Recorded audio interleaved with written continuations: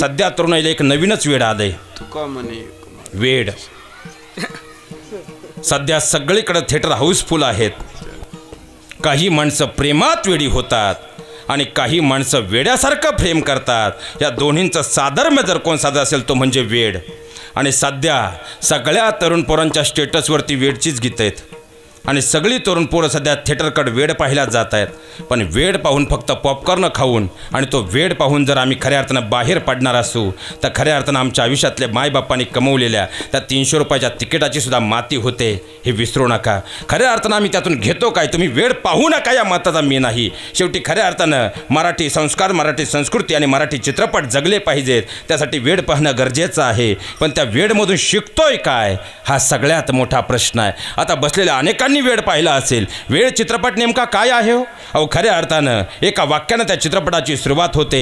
काही माणसं वेड्यासारखं प्रेम करतात तर काही माणसं प्रेमात वेडी होतात. हा खऱ्या अर्थानं साधर्म्य साधणारा चित्रपट म्हणजे वेड आहे. वेडची ज्यावेळी सुरुवात होते, या चित्रपटाच्या सुरुवातीला जर आम्ही पाहिलं तर दोन संघांमध्ये क्रिकेटचा सामना सुरू झालेला असतो. पण त्याच वेळी क्रिकेटचा निकाल मात्र आधीच निश्चित झालेला असतो. कारण एका बाजूने खेळणारा संघ आमची तरुण पोरं असतात तर दुसऱ्या बाजूला त्याच भागातील आमदार भास्कर अण्णाची टीम असते. पण भास्कर अण्णाने आधीच पंचाला सोबत घेतल्यामुळं पाहता पाहता आता भास्कर अण्णाची टीम जिंकणार हे मात्र निश्चित झालेलं असतं. आणि खऱ्या अर्थानं मुलांना कळून चुकतं आता आपण जिंकू शकत नाही. त्यावेळी त्या मुलांच्या सगळ्यांच्या नजरेसमोर एकच माणूस येतो, जो माणूस आता आपल्याला जिंकवल्याशिवाय राहणार नाही, आणि त्याचं नाव असतं सत्या.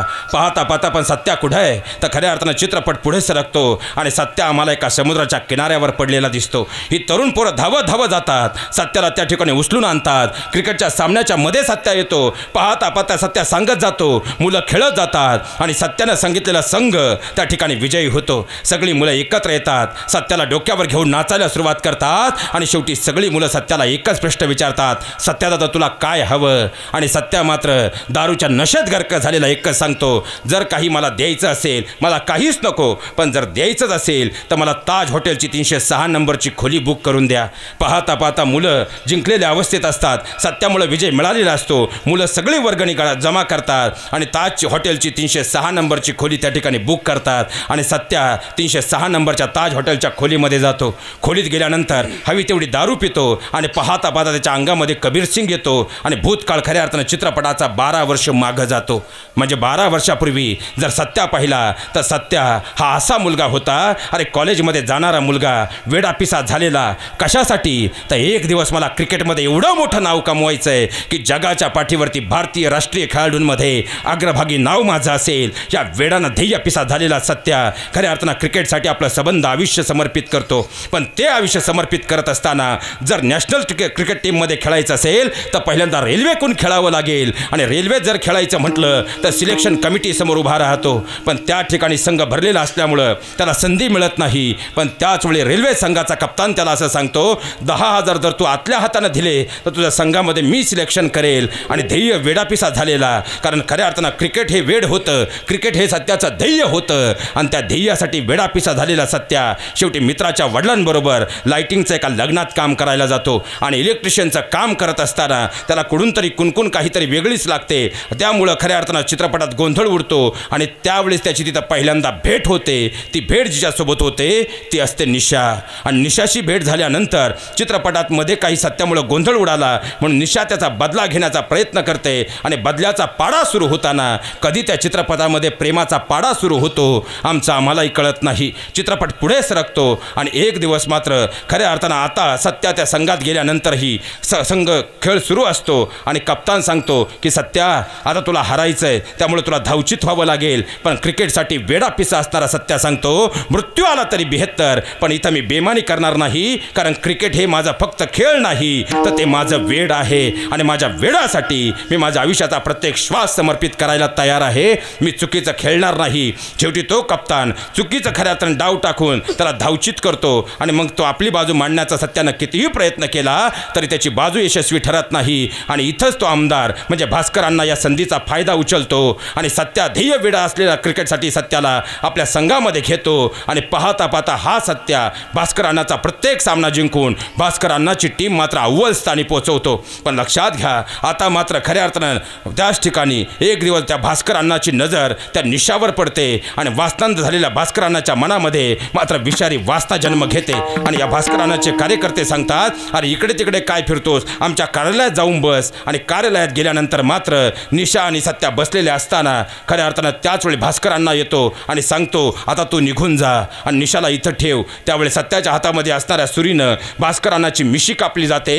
आणि आता सत्याला संपवायचं या ध्येयासाठी वेडापिसा झालेला भास्कर अण्णा त्या ठिकाणी निशाच्या वडिलांना हाताशी घेऊन सत्याला मारण्याचा डाव आखतो. पण हे जेव्हा निशाला कळतं तेव्हा ताज हॉटेलच्या 306 नंबरच्या खोलीमध्ये ती त्याला ठेवते. आणि दिवसामागून दिवस जातात, सत्या वाट पाहत राहतो. शेवटी बातमी कळते की निशा आणि तिचं कुटुंब कधीच गाव सोडून निघून गेलेला आहे. पाहता पाहता चित्रपट पुन्हा खऱ्या अर्थानं पूर्वार्धामध्ये येतो. सत्या जो 12 वर्ष मागं गेला होता तो आता मूळ स्थानावर येतो. आता मूळ स्थानावर दारू पिऊन पडलेला 306 नंबरच्या खोलीतला ताज हॉटेलमधला सत्या आता मात्र उठून भास्कर अण्णाकडे निघतो. भास्कर अण्णासोबत मारामारी त्या ठिकाणी त्याच्या कार्यकर्त्यांसोबत होते आणि त्याला तुरुंगात टाकलं जातं. आणि तुरुंगात टाकल्यानंतर त्या ठिकाणी एक नवीन पात्र जन्माला येतं आणि ते पात्र म्हणजे श्रावणी. ही सत्याची बायको असते. खऱ्या अर्थानं सत्या जसा निशावर वेड्यासारखा प्रेम करत होता त्याचप्रमाणे ही श्रावणी ही त्या सत्यावर वेडीसारखे प्रेम करत होती. म्हणून तर खऱ्या अर्थानं 7 वर्षाचा संसार असतानाही दारू पिऊन पडणारा सत्या मात्र बायको म्हणून श्रावणीला स्वीकारायला तयार नसतो, कारण त्याच्या अंतःकरणामध्ये निशा असते. अहो पाहता पाहता जग सांगत असतं बायकोच्या जीवावर बसून खातोय, पण श्रावणी मात्र या सगळ्यांना दुटकारून आपल्या नवऱ्याचा स्वाभिमान मात्र जिवंत ठेवत असते. पण एक दिवस याच सत्याच्या मनात विचार येतो, अरे बायकोच्या जीवावर किती दिवस जगणार, आता मला काहीतरी करायला हवं. म्हणून सत्या उठतो. दिल्लीतून फोन येतो आणि ज्युनियर क्रिकेट टीमचा सहकोच म्हणून सत्याची नियुक्ती होते. सत्या दिल्लीत जातो. दिल्लीत गेल्यानंतरही त्या ठिकाणी एक छोटीशी मुलगी त्याला खुशी भेटते. ह्या खुशीचे आई वडील म्हणजे खऱ्या अर्थानं निशा असते, पण ती निशा मृत्युमुखी पडल्यामुळं शेवटी त्या खुशीची जबाबदारी तो स्वतःही घेतो. दारू कायमची सोडतो. आणि श्रावणी खऱ्या अर्थानं एक आदर्श बायको काय असते पहा, ती श्रावणी फक्त आपल्या नवऱ्याच्या प्रेमापोटी त्या खुशीला स्वतःचं नाव देते. आणि पाहता पाहता ती खुशी या सत्याचं स्वप्न पूर्ण करते आणि चित्रपटाचं खऱ्या अर्थानं आनंदी गोड शेवट होतो. हा चित्रपट आम्ही पाहिला. चित्रपट पाहिल्यानंतर पॉपकॉर्न खाल्ले आणि काहीतरी गप्पा मारत चित्रपटाच्या गाण्यांवरती बाहेर पडलो. पण खऱ्या अर्थानं मी तुम्हाला चित्रपट पाहू नका असं म्हणणार नाही, पण या चित्रपटातून शिकलो काय, हा सगळ्यात मोठा प्रश्न आहे. आता इथं बसलेला प्रत्येक तरुण मित्राला माझा जाणीवपूर्वक तुम्हाला आज एक प्रश्न आहे आणि विशेष तत्वानं हे मी तरुण वर्गासाठी बोलतोय. तुम्हाला माझा पहिला प्रश्न आहे, जो ध्येय वेडा म्हणजे ज्या ध्येयासाठी स्वतःचं आयुष्य ते क्रिकेटचं वेड होतं, ज्यासाठी सत्यानं आपलं आयुष्य कुर्बान केलं होतं, अरे त्या वेडासाठी 10,000 जमा करण्यासाठी लग्नामध्ये इलेक्ट्रिशियनचं काम करणाऱ्या सत्याच्या जीवनामध्ये जर निशा नावाचं मृगजळ आलंच नसतं तर, बरं आलं असतं आणि सत्यानं त्याकडे लक्षच दिलं नसतं तर चित्रपटाचा शेवट वेगळाच असता. चित्रपटाचा शेवट काय असता तर जगाच्या पाठीवरती भारतीय खऱ्या अर्थानं क्रिकेट विश्वातील एक सगळ्यात मोठा तारा म्हणून खऱ्या अर्थानं सत्याचं नाव असतं. पण ही निशा हे पात्र नाही तर तुमच्या माझ्या प्रत्येकाच्या जीवनामध्ये कधी ना कधी येणारं हे एक मृगजळ आहे. आणि हे मृगजळ खऱ्या अर्थानं तुम्ही ज्यावेळी ध्येयानं पेटून उठता, ध्येयानं पछाडलेले असतात आणि एखादी गोष्ट प्राप्त करायची असं वेडपिसं होऊन त्यासाठी काम करत असतात, तशी हे खऱ्या अर्थानं अशी मृगजळ तुमच्या समोर येतात. निशासारखी मृगजळ तुमच्या समोर उभी राहिल्यानं तुमचं लक्ष डायव्हर्ट होतं आणि शेवटी मात्र आयुष्याची सत्यासारखी माती होऊन बसते. मग अशा मृगजळांना समोर ठेवायचं की अशा मृगजळांना बाजूला करून आपलं ध्येय साधायचं हे आम्हाला समजून घेणं गरजेचं आहे. कारण निशा नावाचं मृगजळ जर सत्यानं बाजूला केलं असतं, चित्रपटाच्या शेवटी क्रिकेटवरती अविभक्त सम्राट खऱ्या अर्थानं क्रिकेटवरती राज्य करणारा अविभक्त सम्राट सत्य असता. पण जर सत्याच्या जीवनाचं गणित आखलं तर निशा नावाचं मृगजळही गेलं आणि शेवटी क्रिकेट नावाचं वेडेपणही गेलं आणि हाती मात्र काहीच उरलं नाही. तो सत्या तुमच्या माझ्या प्रत्येकात दडलेला असतो. अशी मृगजळ तुमच्या समोर येतील, पण ही मृगजळ बाजूला करा आणि आपलं जीवनाचं ध्येय घडवा, हे चित्रपटाच्या शेवटी आम्हाला सत्या सांगून जातो.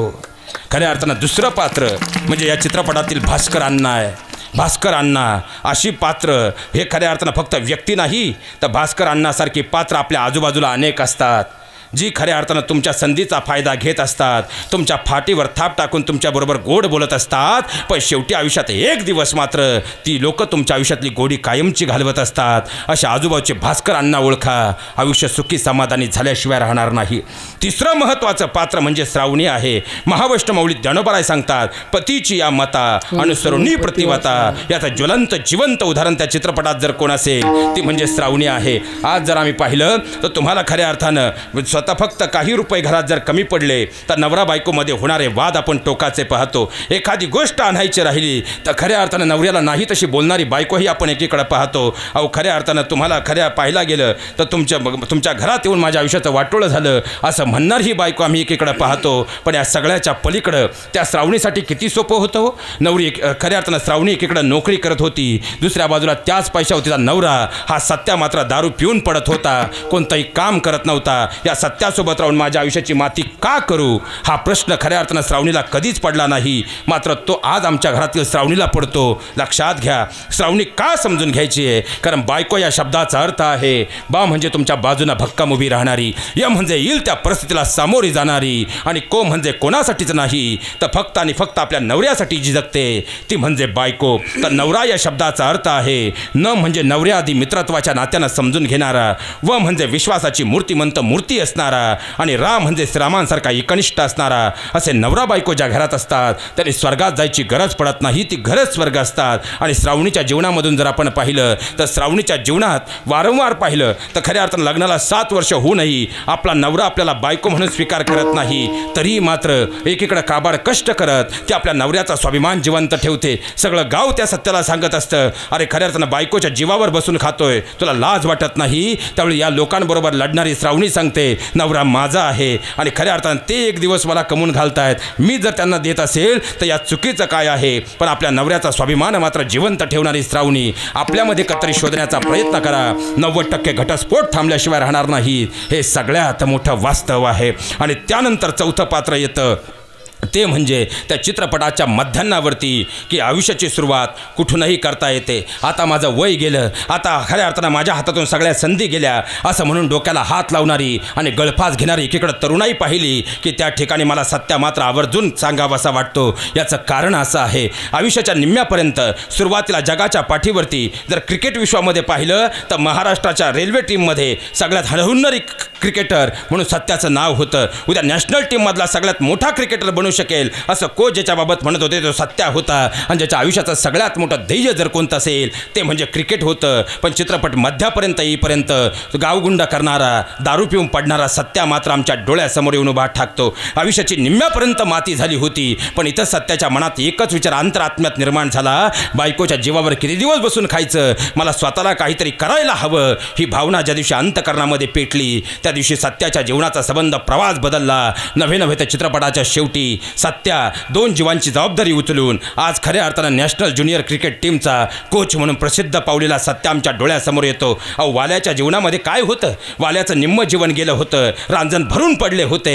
एक फार मोठा दरोडेखोर म्हणून वाल्या प्रसिद्धी पावला होता. पण आयुष्यात ज्या वेळेस त्याची मुलं बोलती होती, या अशा वयामध्ये म्हणजे साधारण 40-45चं वय असावं, अशा वयामध्ये सुद्धा वाल्याचा प्रवास बदलला. तर जगाच्या पाठीवर चंद्र सूर्यासेपर्यंत महर्षी वाल्मिकी म्हणून ते घडले. अरे अंगुलिमल नावाचा सगळ्यात मोठा दरोडेखोर आयुष्यातला एक दिवस स्वतःच्या अंतःकरणामध्ये जाणीव झाली, प्रवास बदलला. पाहता पाहता जीवनामध्ये तोच अंगुलिमल गौतम बुद्धांचा सर्वश्रेष्ठ शिष्य म्हणून चंद्र सूर्य असेपर्यंत अजरामर झाला. कालपर्यंत आमच्याकडे काय होतं सोडून द्या, आज आमच्याकडे काय आहे विचार करू नका. उद्यापासून आम्हाला काय करायचंय यासाठी आज रात्रीपासून 12 वाजल्यापासून त्या ध्येयासाठी वेड व्हा आणि ते वेड होऊन आपल्या आयुष्यातलं यश मिळवा. तेव्हा वेड पाहिल्याचं सार्थक आहे असं म्हणण्यास अर्थ आहे. विठ्ठल